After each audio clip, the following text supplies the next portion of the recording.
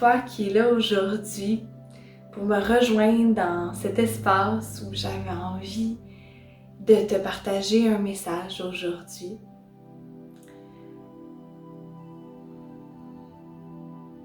L'éveil spirituel, l'illumination, le nirvana, la moksha, comme on appelle dans l'hindouisme, ce grand moment-là d'illumination, d'éveil total, de plénitude divine,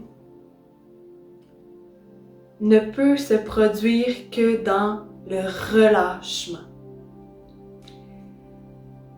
C'est de ça que j'avais envie de te parler aujourd'hui, de la force de l'abandon. Cette réflexion-là, elle est née en moi cette semaine quand j'ai vécu un soin sonore, un concert vibratoire qui avait beaucoup de bols de cristal, de gongs et de percussions merveilleuses. Et j'ai senti ce pouvoir du son qui agissait en moi. Je sentais toute la vibration qui me pénétrait, qui agissait par elle-même en fait. C'est une expérience que je connais beaucoup avec la musique, mais en tant qu'énergéticienne ou femme médecine qui accompagne les femmes dans la reconnexion à leur féminin sacré, je suis une personne qui utilise beaucoup mon énergie du féminin sacré, de la guérison, mais aussi beaucoup mon mental à travers la canalisation, à travers les messages que je délivre, les lectures d'âme que je fais. Et de vivre cette expérience-là, sonore, en fait, ça m'a permis de réaliser la puissance du relâchement. Le son n'a pas besoin de dicter une intention pour qu'il agisse sur nous. Je sentais que la médecine, les libérations, tout se faisait par soi-même, tout se réalignait en moi. Et toutes les pensées, les réflexions que j'avais besoin d'avoir à ce moment-là, que je ne savais pas que j'avais besoin d'avoir, ont surgi par elles-mêmes, simplement par le pouvoir de la vibration. Et c'est ça qui se passe aussi quand on va en nature et qu'on se permet de se déposer totalement. Quand tu vas en nature, que tu fais un câlin à un arbre, que tu t'assois à ses pieds, sur ses racines, est-ce que tu es vraiment dans l'abandon des plus complets? Est-ce que tu penses à la position qui est inconfortable, aux écorces qui pourraient rentrer dans tes vêtements, aux insectes qui pourraient venir te déranger? Ou est-ce que tu parviens véritablement à te laisser aller? À avoir confiance qu'en cet instant-là, la nature t'amène ce que tu as besoin pour ton évolution. Et quand je méditais tantôt en me connectant aux arbres devant chez moi, c'est ce que j'ai ressenti. Ce message-là de la terre, peux-tu vraiment t'abandonner à mon rythme? Parce que la nature a son propre rythme dans lequel, quand on s'incarne sur la terre, on s'imbrique. C'est une dynamique qui est syntonisée par les cycles de la nature, par les vibrations cosmiques, astronomiques. Et nous, en tant qu'êtres, on s'incarne dans un monde, sur une planète, et on se syntonise avec ce rythme-là. Mais avec les blessures, les obligations, les pressions capitalistes, sociales, on a appris à essayer de contrôler ce flow-là, ce rythme-là. On est souvent à contre-courant par rapport aux cycles. Et les cycles Bon, moi je vis au Québec, hein. On a 4 saisons qui se définissent par les plus extrêmes, la plus froide en hiver, la plus chaude en été. Ça va de soi. Et à travers ces 4 saisons-là, un rythme s'impose. L'été, on est dans le fleurissement, comme en ce moment, on est dans l'abondance, on est dans la naissance, dans l'effervescence de l'action, des connexions. Et plus on approche de l'hiver, plus le rythme se ralentit. La nature nous impose ce modèle-là de se retirer, d'aller à l'intérieur, de laisser mourir ce qui est plus nécessaire pour nous. Puis souvent, on va à contre-courant avec ça, parce que ces cycles-là se reflètent aussi dans nos expériences personnelles, dans les défis qu'on rencontre. Quand il y a une difficulté qui naît, un changement qui nous est proposé, une transformation qui prend place, comme on en vit beaucoup en ce moment, la raison pourquoi souvent c'est si souffrant, si challengeant, c'est parce qu'on essaye d'aller à contre-courant avec ça. C'est parce qu'on n'est pas capable de s'abandonner complètement. De faire confiance véritablement en ce que l'univers, la nature nous propose en cet instant-là, dans cette difficulté-là. Quand on n'est pas capable de suivre ce rythme-là, l'univers va nous envoyer des situations pour qu'on puisse se réajuster. Par exemple, s'il est temps pour nous de vivre une transformation, mais qu'on est coincé dans la routine, dans la performance du quotidien, je dois faire ci, je dois faire ça, souvent c'est là qu'on tombe malade. Et dans les cas les plus extrêmes, qu'on peut avoir un accident, une perte d'emploi, quelque chose qui nous freine drastiquement et vraiment inconfortablement. C'est la nature qui nous oblige de arrête. Stop. On arrête le mouvement. Tu ne peux pas toujours être dans le mouvement. Si tu veux avancer, ça te prend ces périodes-là de latence, d'arrêt.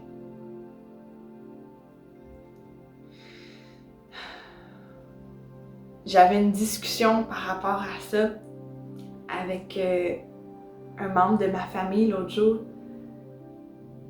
Si on pense à la lune qui est pleine et qui est noire, notre vie intérieure, elle est à cette image-là.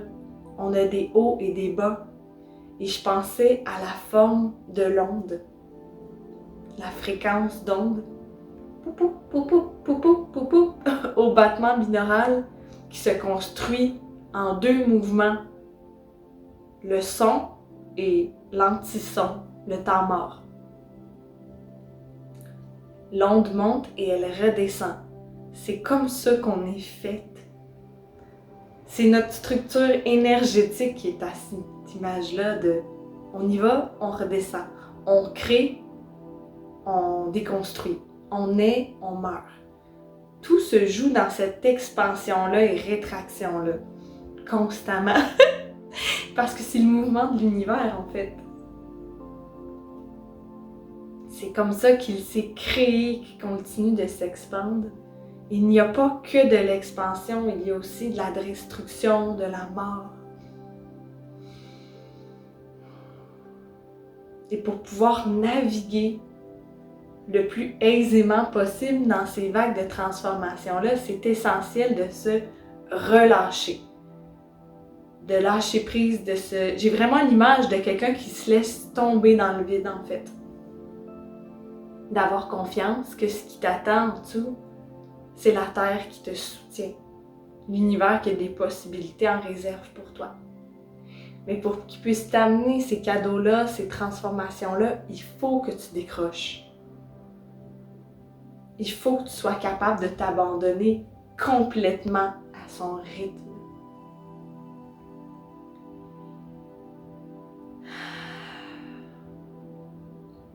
Ça me fait penser aussi à Parce que quand je méditais toujours avec les arbres tantôt, je sentais dans ma routine de méditation, vu que je suis quelqu'un qui a de la misère naturellement à s'ancrer, chaque jour, ma méditation quotidienne, celle que je fais en premier du moins, consiste toujours à me connecter avec la terre. Je laisse mes racines pénétrer la terre, mais je laisse les racines de la terre entrer en moi, prendre place en moi. Et ça faisait tellement du bien tout à l'heure de sentir toute l'énergie de la terre qui entrait en moi, qui se fortifiait, qui se frayait un chemin dans ma personne. Et j'ai entendu cette phrase-là. Tu vois le bien-être que tu ressens en ce moment. Le sentiment si puissant de connexion, de félicité, de grâce divine. Tu le ressens parce que tu t'es abandonné à moi. Puis c'est ça qui arrive aussi. C'est ça le message de la guidance d'aujourd'hui. Quand tu vas te connecter en nature pour profiter pleinement de ses bienfaits, elle te rappelle de ne pas essayer de maîtriser ou de calculer, de penser avec ton mental, ok, oui, je vis cette connexion-là, je dois contrôler mon souffle, je dois ressentir l'énergie. C'est dans le ressenti justement que tout se joue. C'est quelque chose que tu vis, que tu essaies de ne pas penser, de calculer à ce moment-là, de ne pas juger. Puis en général, il suffit juste d'aller marcher un peu en forêt. Moi, mon ancrage, je trouve beaucoup là. Et de simplement vivre pleinement l'instant. Juste d'être là puis de marcher. De vivre pleinement cette expérience-là.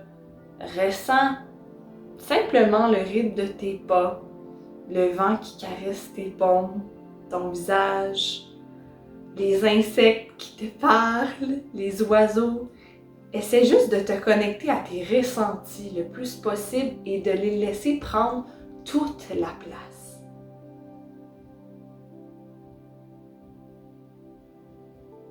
Assis-toi à terre, touche la terre avec tes mains.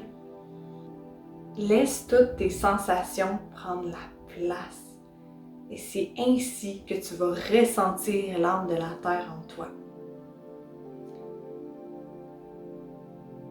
Quand j'ai entendu Gaïa, la terre, me dire, c'est parce que tu peux bénéficier de cette expérience-là, de ce bien-être-là, parce que tu as su t'abandonner à moi.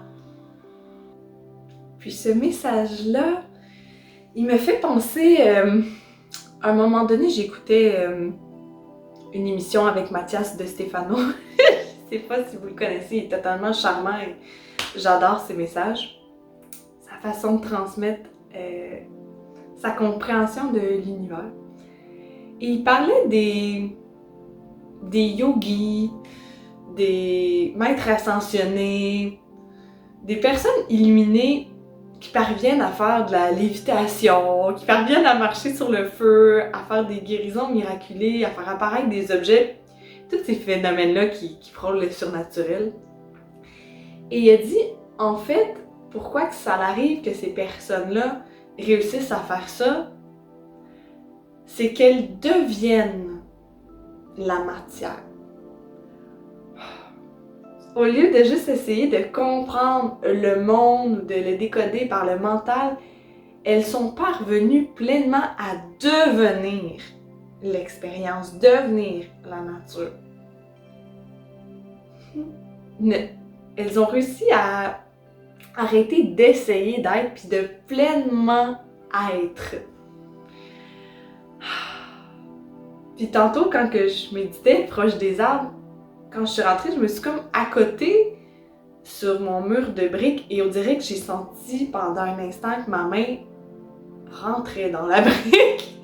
C'est totalement fou, mais ça m'arrive à l'occasion, tu sais, est-ce que c'est arrivé ou pas? Je ne sais pas. Mais j'ai ressenti comme si ma matière, mes cellules s'enfonçaient dans la brique. C'était assez psychédélique comme moment.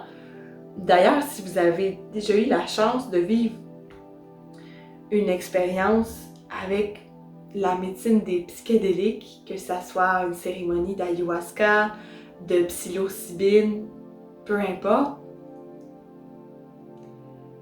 ce que ça nous enseigne, cette médecine-là, c'est de justement, ça permet à notre ego de se dissoudre pour que la nature puisse reprendre sa place, sa souveraineté en nous. On se dissout complètement. Et ça, c'est extrêmement thérapeutique parce que dans la société qu'on est élevé, on ne nous apprend pas à nous dissoudre, à nous défaire, à nous tuer allégoriquement. On nous apprend seulement à édifier notre ego, à le renforcer, à ajouter des couches tout le temps, tout le temps, tout le temps. Mais pour revenir à notre centre, pour trouver l'équilibre, pour vivre l'éveil, parce que l'éveil spirituel, c'est surtout un éveil à la réalité de la connexion. À la simple vérité qu'on est toutes un en fait. Qu'il n'y a qu'une seule essence, une seule conscience qui unifie toute la création. Nous sommes tous la même affaire. Toute la création, tous les humains, les animaux, nous sommes tous un. Donc l'éveil spirituel, c'est la compréhension et le ressenti de cette vérité-là à l'intérieur de nous. C'est quelque chose qu'on comprend avec notre mental par nos lectures, par l'écoute de documentaires, par tout ça. Cette partie-là est essentielle, mais pour pouvoir pleinement vivre l'éveil, il faut le ressenti de la connexion. Et ce ressenti-là peut seulement s'obtenir par l'abandon total. J'entends même résignation. Ça peut sembler un peu triste, mais je le sens pas comme quelque chose de triste ici. Quand on vit une difficulté, souvent on juge, c'est ça, on essaie d'aller à contre-courant, mais c'est une proposition de l'univers pour vivre autre chose que ce qu'on vit maintenant. Donc ça n'a pas à être négatif, c'est simplement différent. Mais notre mental, notre système de sûreté interne est tellement habitué de lutter contre ça. Oups, c'est différent, ça casse ma routine, donc c'est pas bon. Mais la nature vient nous dire, c'est pas vrai que c'est pas bon. C'est normal, c'est naturel, c'est ton cycle intérieur. Et plus tu essaies d'aller contre ça, plus que tu vas être malheureuse ou malheureux.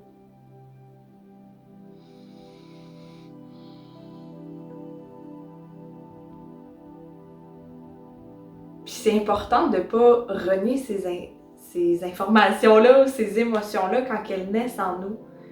Quand on vit un deuil, c'est normal d'avoir de la tristesse, de la colère, peu importe ce qui arrive, qui nous chamboule, c'est normal de vivre ces émotions-là. Elles sont même essentielles parce que c'est elles qui vont te diriger vers où va être ta transformation par la suite. Parce que après la destruction, il y a la création ou la reconstruction. Donc ces émotions-là, c'est ton radar interne qui dit « ça me fait sentir ça ». Donc à partir de là, je sais que je dois me diriger là. Par exemple, si notre partenaire de vie décide de vivre une rupture avec nous et que ça nous chamboule complètement, ben c'est d'aller voir, de se dire qu'est-ce qui me fait mal là-dedans? Qu'est-ce qui me fait mal? Ben, je vais agir en fonction pour plus ressentir ça.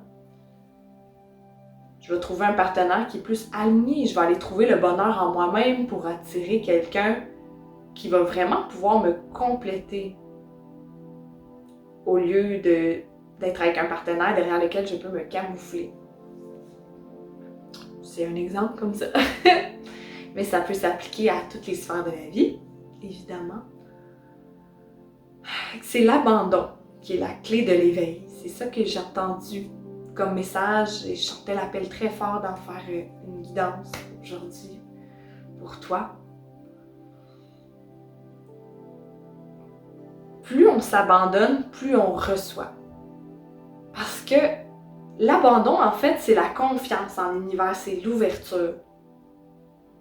Quand il nous propose une difficulté, un nouveau chemin, une transformation et qu'on est en résistance, non, il faut que je continue sur ce plan-là, il faut que je continue à essayer de créer ça, il faut que je continue sur mon chemin, c'est un refus de l'ouverture. C'est une fermeture à ce que la vie t'amène, te propose. C'est un refus de ta nature véritable qui est le changement, en fait, qui est ta nature cyclique. Et plus tu t'abandonnes, plus que ça va être facile pour toi de profiter des périodes où tu es dans le creux, ou dans ton énergie plus féminine, dans l'introspection, la réception. C'est ça qui arrive en fait, c'est que si on prend les exemples des modèles du yin-yang pour illustrer les énergies cosmiques, on a le yang, l'énergie blanche qui est beaucoup dirigée vers l'action. C'est la lumière, c'est la création, c'est l'avancement, l'énergie qui se manifeste, qui se met en création, en action. Et on a le yin qui est l'énergie lunaire, qui est une énergie de la matrice, qui est l'énergie de l'utérus. C'est la matière noire. C'est là où tout se crée. C'est le potentiel. Donc on revient à cette énergie-là introspective. C'est à partir de cet espace-là qu'on peut recevoir nos guérisons, qu'on peut libérer, qu'on peut faire le ménage. On revient à cette nature-là qui est le rien, en fait. On est le tout, mais on est aussi le rien avant qui est le tout. Mais tout ça se passe en même temps, là. Donc, l'abandon, c'est la confiance en ce mouvement-là. Parce que ça nous plaise ou non, on est dedans. C'est comme ça que l'univers fonctionne, que la nature est. Il y a des fleurs, mais elles vont finir par tomber. Il y a des fruits, mais ils vont retomber au sol pour faire des nutriments. Toi aussi, tu as besoin de te ressourcer en allant à l'intérieur, en t'arrêtant quand c'est nécessaire. Puis c'est pour ça que la médecine de la nature est aussi essentielle et aussi efficace. Je reviens à mon exemple tantôt quand on se promène en forêt, mais quand on va se baigner dans une rivière, un lac, l'océan, ce qui est vraiment thérapeutique, c'est qu'on se laisse dissoudre. On se laisse fondre complètement dans cette marée d'énergie, de fréquence, de ressenti en fait. C'est une dissolution de ton être et c'est pour ça que ça fait du bien. Parce qu'on est tellement dans l'action qu'on oublie d'être dans l'être. Donc quand tu te promènes en forêt, que tu fais juste t'abandonner à tes ressentis, laisser la nature venir en toi, on tasse les craintes, les inconforts, les peurs pour vraiment vivre pleinement l'expérience. C'est la même chose quand on va nager. Oh, là c'est l'été, on va pouvoir le faire, c'est tellement le fun. D'aller nager dans la rivière, on se sent libre parce qu'on se permet de s'oublier pendant un instant. On tasse notre ego pour laisser la nature prendre place. Cet état-là de connexion totale.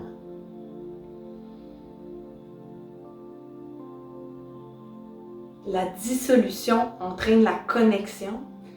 C'est dans cet état-là qu'on expérimente le fameux éveil. Moi, ça avait commencé comme ça, en explorant des pratiques qui m'ont permis de me dissoudre. En fait, tu te fonds dans le tout, dans le rien pour revenir à ta base, à ton essence. J'espère que ça fait du sens pour toi, tout ce que je t'ai partagé aujourd'hui. Moi, ça m'a crié chuchoter. En tout cas, ça me dit très fort de te partager ce message-là aujourd'hui. On nous propose beaucoup de fréquences de transformation en ce moment. On sent que les énergies sont très fortes. Donc, pour ton bien-être, ça va être essentiel, je crois, de réussir à t'abandonner au rythme de la nature parce que sinon, tout va sembler vite incontrôlable. désaligné, pesant. Mais si tu t'abandonnes à ce qu'on te propose, tu vas te laisser porter par le courant, ça va être beaucoup plus agréable. Et en plus, en te détachant de ce contrôle-là, tu vas pouvoir obtenir toutes sortes de cadeaux, de bénédictions qui n'étaient pas dans ton champ mental. J'entends souvent comme message que l'univers nous prépare des cadeaux, des bénédictions qui sont souvent au-delà de nos attentes. Parce que nos attentes, c'est limité à ce qu'on a dans notre visière psychique, mentale. Donc, quand on s'abandonne, ça permet de faire fondre cette visière-là pour accéder à des plus grandes possibilités. Pour passer au stade suivant, où c'est toujours plus lumineux, agréable, plus profond. La clé de la connexion, c'est la profondeur, en tout cas, c'est des synonymes. Là, on est capable d'aller plus profond en nous-mêmes. Ça fait un chemin pour que la lumière puisse y passer. Donc voilà, sur ce, je t'envoie beaucoup d'amour, beaucoup de lumière pour ton parcours actuel. Si tu as aimé cette guidance-là, n'oublie pas de t'abonner à la chaîne, de liker la vidéo. C'est des gestes qui m'encouragent, c'est gratuit, ça prend pas de temps à faire. Tu peux même la partager si tu ressens l'appel. Donc sur ce, encore une fois, je te dis à bientôt.